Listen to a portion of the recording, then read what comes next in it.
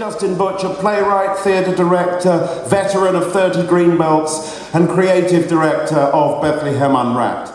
By the idea, which she was. I didn't expect her to say yes, which she did. Be careful what you wish for. To my astonishment, she loved the idea. Over several months, as she shared the idea with her colleagues, the church wardens, the PCC, the community at St James's Piccadilly, momentum began to build. Everybody loved the idea. It was the audacity and simplicity of the idea which people loved. I found it almost effortlessly easy to recruit a superbly talented creative team from amongst my fellow travellers to Palestine, my church community at St Luke's, Holloway, architect Dean Willars, designer and builder Jiff Thompson, visual artist Meg Rowe, filmmaker Crispin Holland, my long-term creative collaborator and partner in crime Deborah Burton, director of Tipping Point North South, whom you will meet later, came on board as co-producer. The Amos Trust provided endless and invaluable advice and support, connections, practical help. Within a couple of months, a coalition of supporting organisations had coalesced around the vision, which all this while had to remain secret. Amos Trust, the Holy Land Trust in Bethlehem, Interpal, the UK branch of ICAD, the Israeli Committee Against House Demolitions, Jews for Justice for Palestinians, the P21 Gallery, Tipping Point North South, War on Want, and the wonderful fair trade olive oil importer Zaytoun CIC. How much would it cost? Don't know. Did we have the money? Never mind. Think big and aim high. With the vision still firmly under wraps, an astonishing artistic program was building around the putative wall. Working in the theatre world, I'm used to most people saying no most of the time. Rejection is our profession. But to my imaginary, secret, unfunded and unbuilt wall at St James's Piccadilly, the most amazing people kept saying yes, confounding my expectations again and again. The legendary violinist Nigel Kennedy, comedians Jeremy Hardy and Mark Steele, performance poets Rafif Ziada, Disraeli and Harry Baker, some of whom you'll hear in a little moment, superstar chefs Yotam Ottolenghi and Sami Tamimi, singers from the Taoist scholars, the fabulous Catalan singer Clara Sanabras and her partner Harvey Bruff, who are playing their first Greenbelt here tonight with us. Palestinian dancers Al Zaytouna, filmmakers Leila and Larissa Sansor. Everybody loved the idea. Its audacity and simplicity. There was a momentum, a zeitgeist. There was something in the air, or maybe the water.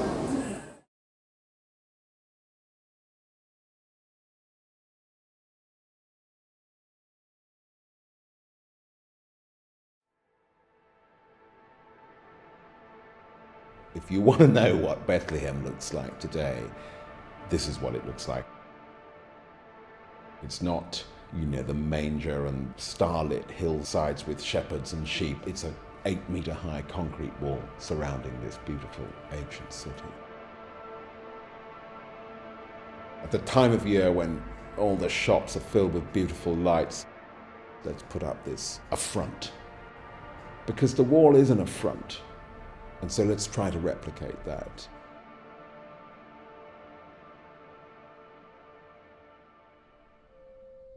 I think it was Archbishop Desmond Tutu who said, anyone who says the church shouldn't get involved in politics has never read the gospel. St James's Church is a beautiful church designed by Christopher Wren and has a wonderful courtyard in front of it. Normally it's full of market stalls, but this Christmas we decided to do something different, which is to host an art installation of the wall around Bethlehem.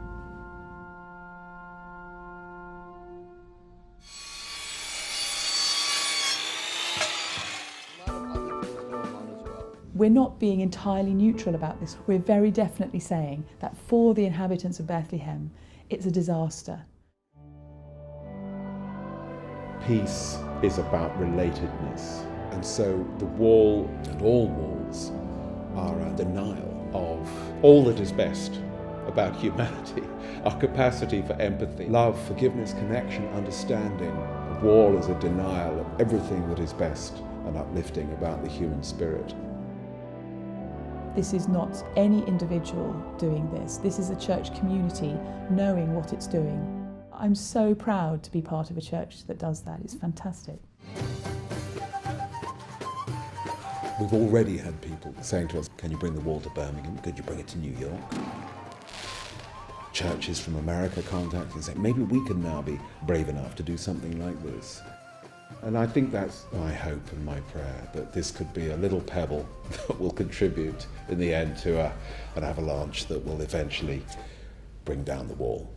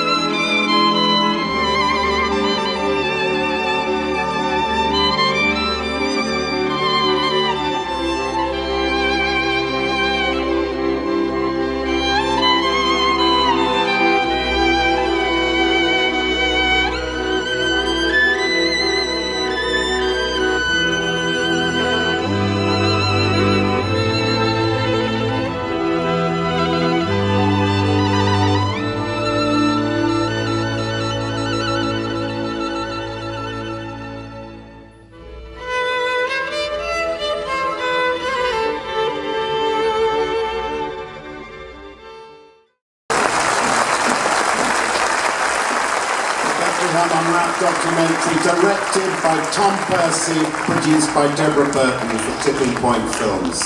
As Lucy Winkett said in the film, this is not just any individual doing this, this is a church community, and so we're thrilled to welcome here at Greenbelt representatives from St James's Church, Piccadilly, their Associate Rector, the Reverend Lindsay Meader, and friends Mary Stewart and Debbie O'Brien.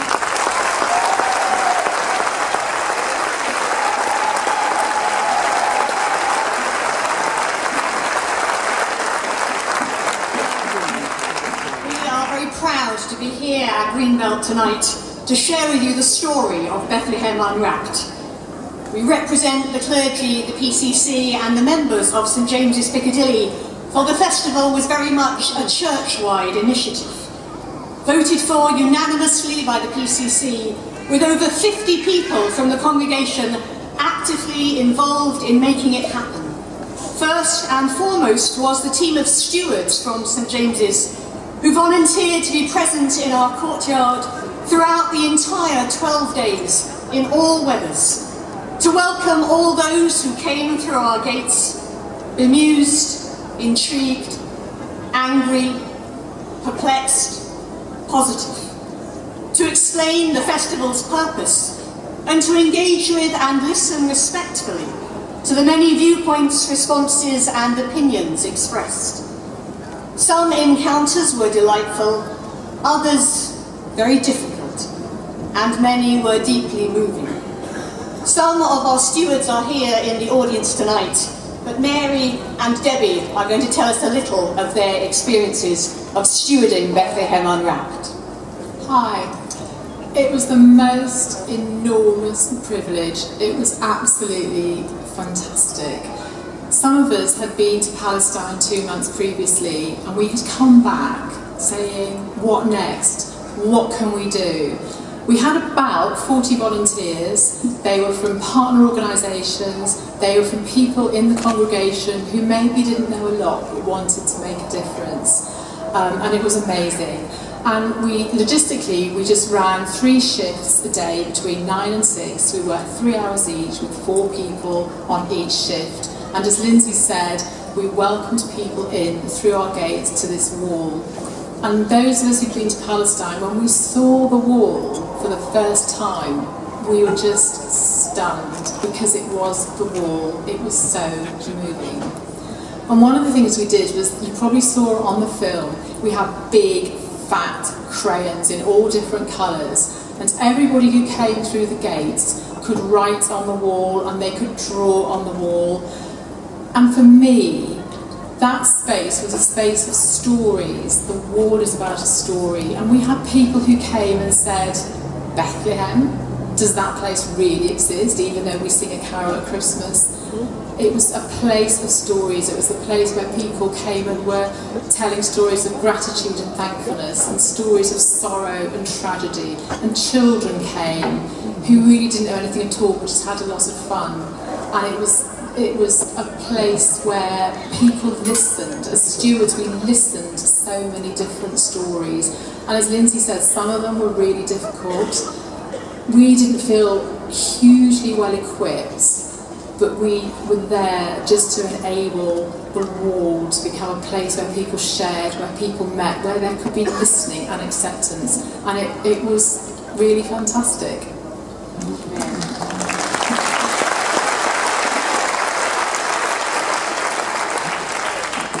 I was asked to say something about what were my memories of being involved in the wall, and I thought about it, and actually, without wishing to sound negative, my overriding memory is one of discomfort.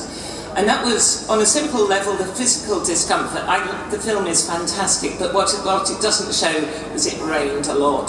So stewarding, we were standing out in the rain and the cold. That was a discomfort. There was the discomfort of listening to the voices of people who came and told us with heartfelt passion that what we were doing was wrong, that we were anti-Semitic. They showed us photographs of their children who had been bombed by Palestinians, and they said the wall saves lives. There was the discomfort, equally, of listening to people who wanted to sanctify us and tell us that we were amazing and we were wonderful, because it didn't feel like that. There was the discomfort of going home and wondering whether what we were doing really was right and whether it really had been a good idea. But actually, overall, the discomfort was what it was all about. The whole point of it was that discomfort. It was to listen to people's discomfort, it was to create discomfort, it was to live with discomfort, because that is what the wall is. And so actually, the discomfort was a blessing. Thank you.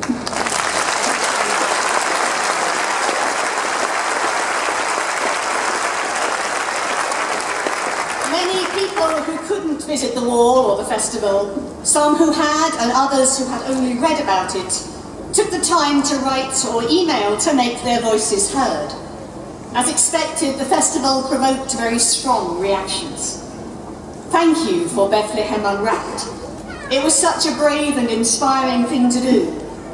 I came to the panel night and did not find it an easy experience, but I know it was not supposed to be. It was an eye-opener and is something I would not have missed. We all need more events like that. And I was there on the last night too.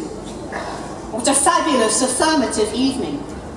I can't thank St. James's enough for going out on a limb and hosting this. As an American visiting Israel annually, I was shocked and disappointed by your Christmas Bethlehem Unwrapped event.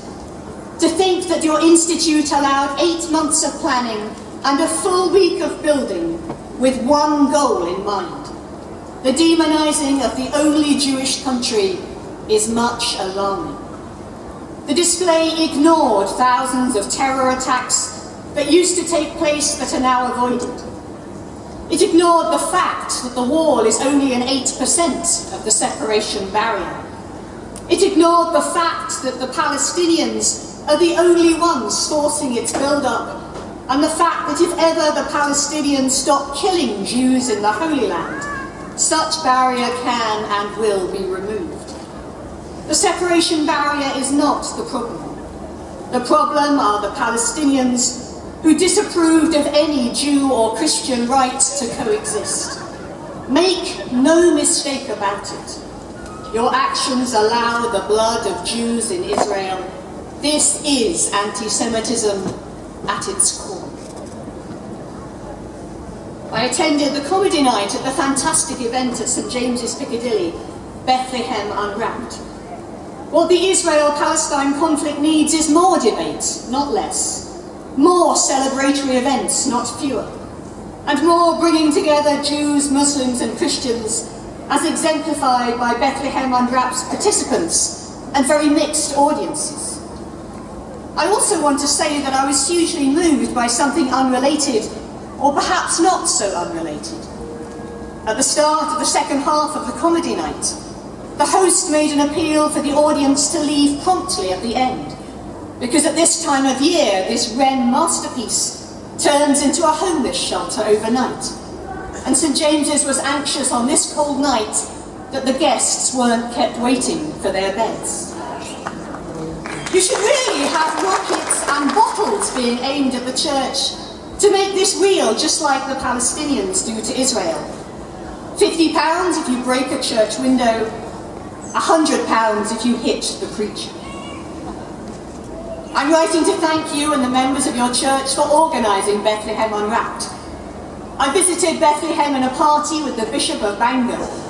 I was shocked by the reality of the wall and by much of what I witnessed and heard. The Christians we met asked us to return and share their story, and to tell people in the UK about the situation in Israel-Palestine. The project in Piccadilly seems to me an imaginative and significant way of seeking to help people face the reality of the problems in Bethlehem. Earlier this week I went to the Church of St James in Piccadilly, which has made anti-Israel propaganda its signature dish in recent years. This year they have outdone themselves by building a replica of the security fence which Israel built in order to successfully stop a spate of suicide bombing carried out by Palestinian terrorists. I turned up, spent some time looking around, read the displays and the graffiti people are invited to write on the wall, and spoke with volunteers from the church. All in all, I would say that a morning spent there is a good way to understand one modern variant of absolute moral squalor, only made worse by the fact that the volunteers think that they are doing a good and moral thing. I'm writing to express my full report of Reverend Lucy Winkett's brave initiative at St James's Piccadilly. This art installation was inspirational and drew many people from the UK and around the world to reflect on the situation in Israel-Palestine over the Christmas period. I'm just sorry that the Bethlehem Unwrapped initiative was not given the coverage it deserved by the national media. Having visited Israel-Palestine twice in the past 5 years, my concern for the Palestinian people increases as huge Israeli settlements dominate the hilltops of the West Bank, and the illegal Israeli separation wall stands defiantly on Palestinian land, taking into Israeli control water aquifers and agricultural land. Gaza lies isolated from the West Bank, with Palestinians trapped inside a huge prison, where life becomes more and more intolerable. I appreciate the sensitive situation with regard to our brothers and sisters of other faiths, and would always seek to encourage interfaith peace initiatives. So I was very pleased to attend the comedy evening and hear 3 of the comedians who were themselves Jewish. I was also able to gently reply to a protester outside the gate that I was not a Holocaust denier and would not be laughing at jokes about Auschwitz inside the church. We have carried forward the conversation since our wall came down, and this October we'll be holding a series of special events focusing on climate change and food justice as we celebrate the Christian and Jewish festivals of Harvest and Sukkot, with our partners Christian Aid, the Jewish Board of Deputies, the Jewish Social Action Forum, and Just Share. And in December we look forward to welcoming back our friend Sami Awad, Director of the Holy Land Trust, when we'll once again host the Amos Trust Carol Service. Looking back, those 12 days of Christmas was a profound and extraordinary time in the life of St. James's, when we invited what felt like the whole world into our courtyard and shared tears and tales of heartbreak and hope. The story of Bethlehem Unwrapped is a story of contrasts and extremes, of audacity and careful consideration, of encounter and disagreement, of pain and promise. But above all, fittingly for Christmas, it celebrated the brightest of hope emerging from the darkest of circumstances. It was above all a story of promise, of a promise kept in the telling of others' stories, and of the irrepressible promise in the culture of beautiful resistance that is the very lifeblood and the pulse of the people of Palestine. One of our cherished partners on the festival was the organisation ICAD, the Israeli Committee Against House Demolitions. We'd like now to welcome Linda Ramsden, the UK Director of ICAD, to say a few words.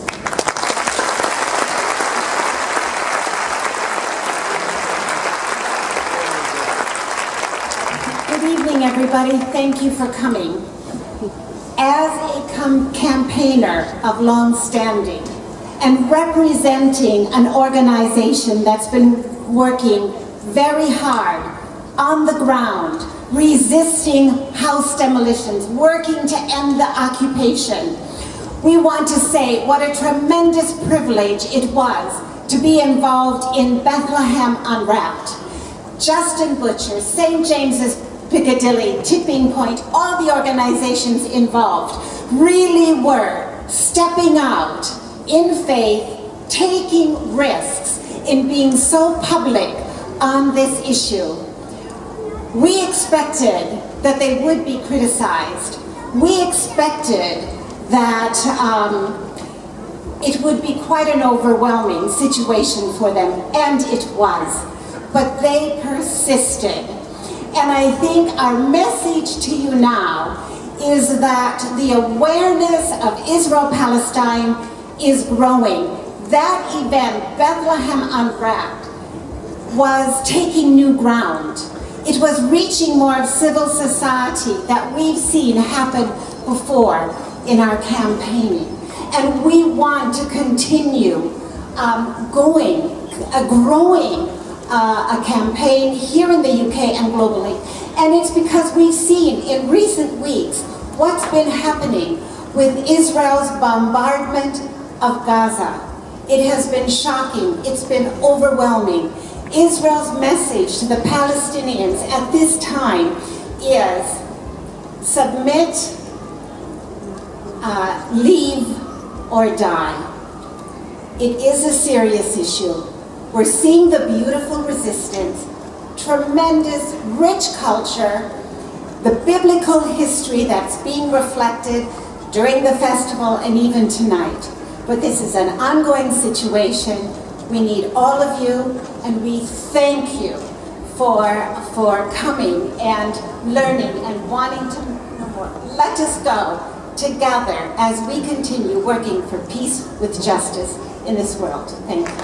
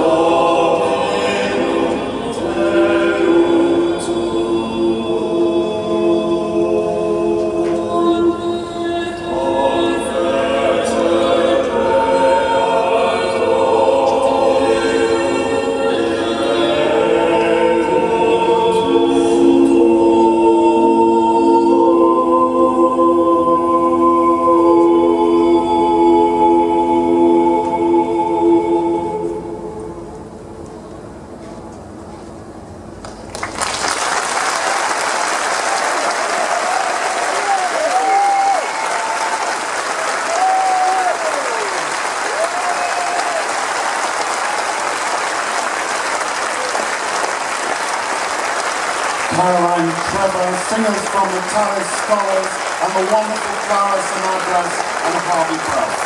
Thank you.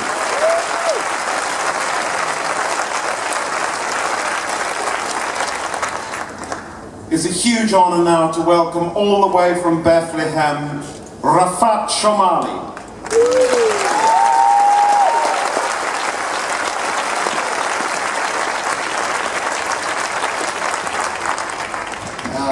Good evening, everyone. My name is Rafat Shomali, just mentioned, and I came all the way from Bethlehem to Greenbelt.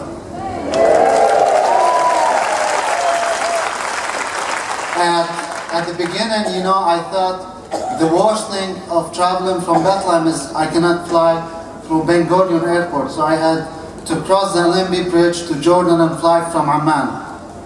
Till I had to drive last week from Seven Oaks to Greenbelt. That was a life-changing experience as well. Last year during Christmas, I had the opportunity to come here to London, and I went to St. James's Church, and honestly what I have seen, I was together with my wife, we went there, and what I've seen I can never ever tell you the feelings that we had. To see the world right there, it was a mixture of feelings of hope, anger, happiness, sadness, all together. The best part was watching the wall go down in St. James. That was the best part for me. And that part gave me so much hope and made me dream of the time we are going to tear down the wall in Palestine as well.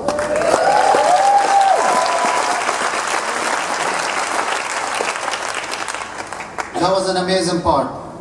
Although today in Bethlehem, in Palestine, there's still a wall. We still live under occupation.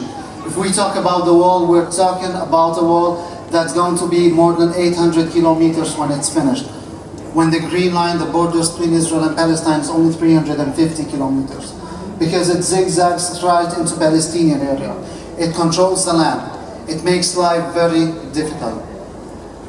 But as a Palestinian, as a Christian, as a follower of Jesus, I always say this: it's not where the pastures are green.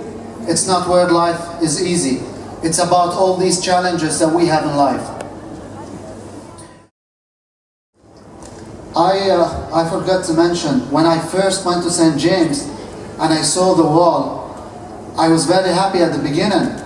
I thought they moved the wall to London. Then my wife convinced me that I was a problem. I don't have to travel anywhere.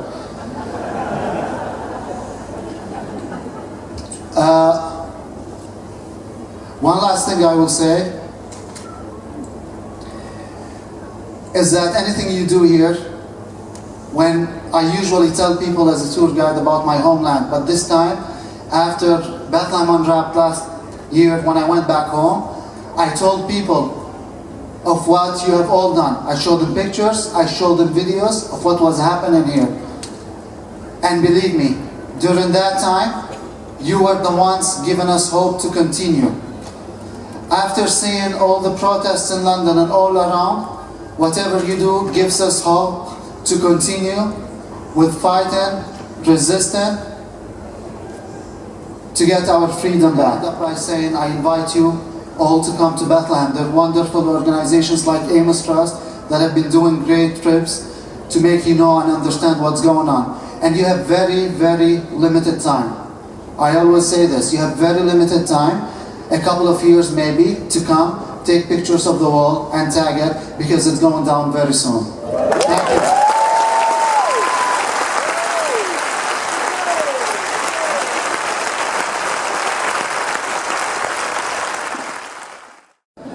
Well, I'd probably proper purple paper people with the proper purple people paper clip, but I'd prepare appropriate adhesives as alternatives to cheeky paper just in case paper slipped, because I could build a pop-up metropolis. But I wouldn't want to deal with all those paper people, politics, paper politicians with their paper-thin policies, broken promises that are appropriate apologies. There'd be a little paper me and a little paper you. And we could watch paper TV and it would all be pay-per-view. Changes who's in power, choosing how to lay the blame, the naming names, forgetting these are names of people. Because in the end it all comes down to people. I like people. Because even when the situation is dire, it is only ever people who are able to inspire on a paper. It's hard to see how we all cope. But in the bottom of Pandora's box there's still hope, and I still hope because I believe in people. People like my grandparents, who every single day since I was born had taken time out of their morning to pray for me.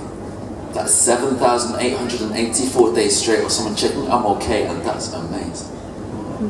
People like my aunt who puts on plays with prisoners. People like the persecuted Palestinians. People who are capable of genuine forgiveness. People who go out of their way to make your life better and expect nothing in return, you see. People have potential to be powerful. Just because the people in power tend to pretend to be victims, we just succumb to that system. And a paper population is no different. So there's a little paper me and a little paper you, and then a pop-up populations, people's problems pop up too. Even if the whole world fell apart, then we'd still make it through. Because we're people. Absence is this great big heavy presence that you can't get rid of, and I'd like to invite back on the stage the talent scholars, members of the talent scholars.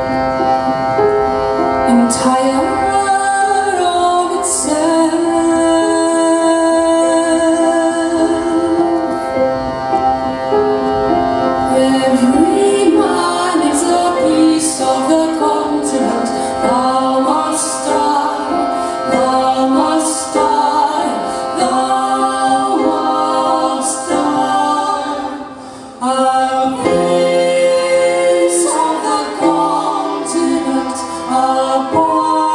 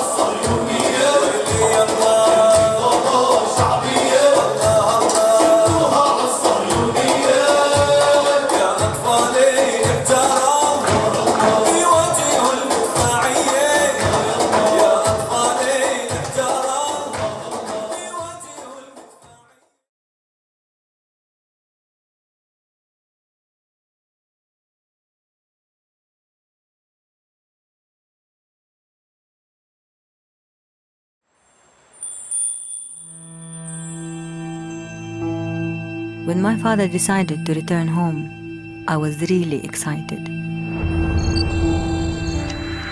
I thought he was taking me to the most amazing place in the world. We were heading to Palestine, to a little town called Bethlehem. You got permission to film this area? We were told that it's okay to film here. We just can't. It's just to see your passport? For 2,000 years, people have sung songs from my hometown.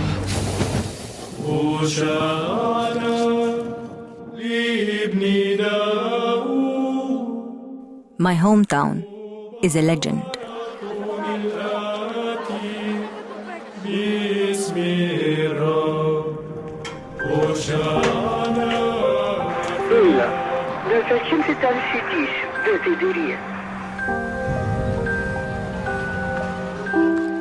Sometimes we do things we never thought we would.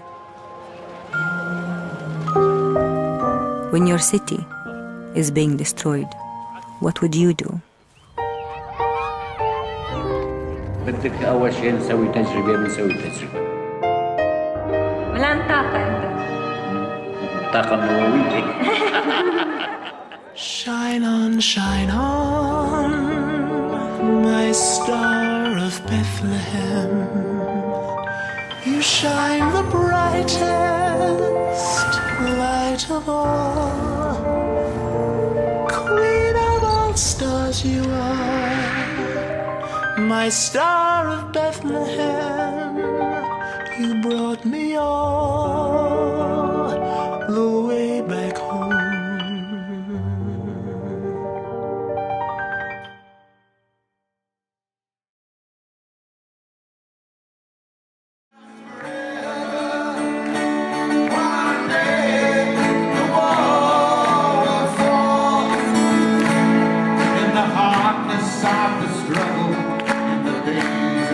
Despair, I feel a rumble of the spirit will overcome. I seem to hear, and no injustice will last forever. No injustice will last forever. No injustice will last forever. One day the wall will fall, and you can make a difference. Do something to change the world. Raise your voice for the oppressed and make the world a better place. And no injustice will last forever. No injustice will last forever. No injustice will last forever. One day the wall will fall, and just when you think it's all over, just when you think it's all over, just when you think it's all over, love rises again. And just when you think it's all over, just when you think it's all over, just when you think it's all over, love rises again. No injustice will last forever. No injustice will last forever. No injustice will last forever. One day the wall will fall. Last time